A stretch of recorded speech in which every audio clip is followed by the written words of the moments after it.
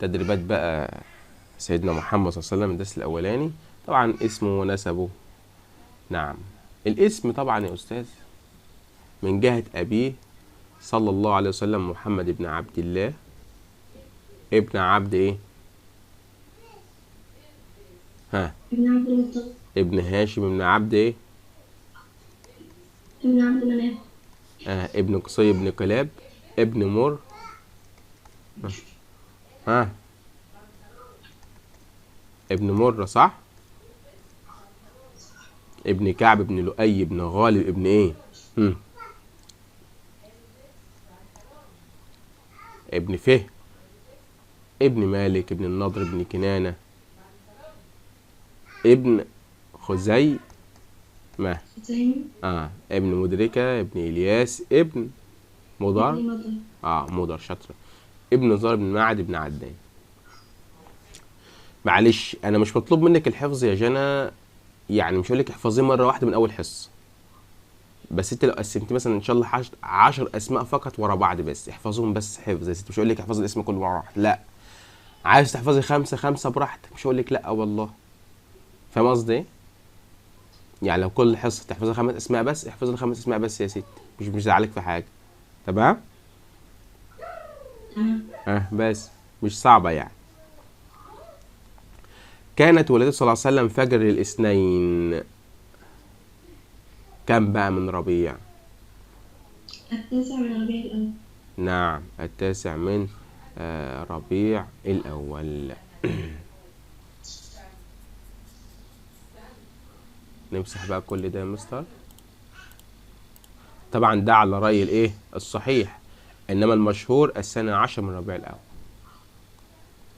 اختار الإجابة يلا يا هاجر، اتفضلك رأي يلا كده، يلا ها سامعني صوتك كده. أمه آنفة بنت وهب بن عبد مناف ابن زهرة بن كلاب. نعم، ابن ايه؟ ابن زهرة بنت كلاب. نعم. ولد مثلا فجر الاثنين التاسع من ربيع الأول موافق 20 من شهر إبريل 572 ميلادية. 572 ميلادية. نعم. التي استقبلت النبي عند ولادته مين؟ الشفاء بن عبد الرحمن بن عوف رضي الله عنه. رضي الله عنها.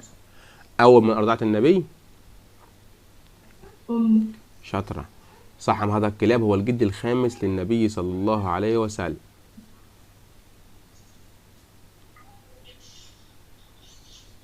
هو احنا لو كده هنحفظها. يعني انت بصي، هو كلاب هو الجد الخامس من جهة مين؟ أبيه صح؟ ماشي معايا؟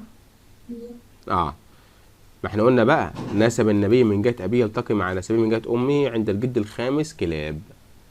يقول لك متى يلتقي نسب النبي من جهة أمه مع جهة أبيه؟ جانا دلوقتي عند الجد الخامس كلاب. صعب الكلام.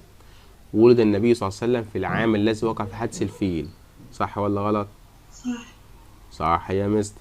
من مرضعات النبي أم أيمن جارية أبيه. صح. أم أيمن جارية أبيه صح يا مستر. نسب النصر من جهة أمي السيدة آمنة بنت وهب ابن إيه؟ ابن عبد مناف بن زهرة بن كلاب. شاطرة. ابن زهرة، ابن زهرة يعني أو زهرة ابن إيه؟ كلاب. نعم شاطر. أول ما أرضعت النبي صلى الله عليه وسلم أمه نعم السيدة آمنة بنت وهب ثم سويبة ثم أم أيمن جارية أبيه. نعم يبقى ثويبة ثم أم أيمن جارية أبيه. شاطرة. ما المستفاد من معرفة نسبه صلى الله عليه وسلم؟ نعلم شرف نسب النبي صلى الله عليه وسلم. تمام، وصل كده؟ نعم. يلا اتفضلي. على يد من ولد صلى الله عليه وسلم الشفاء بن عبد الرحمن بن عوف. شاطرة يا هبة. صعب الدرس؟ لا. عندك أي سؤال فيه؟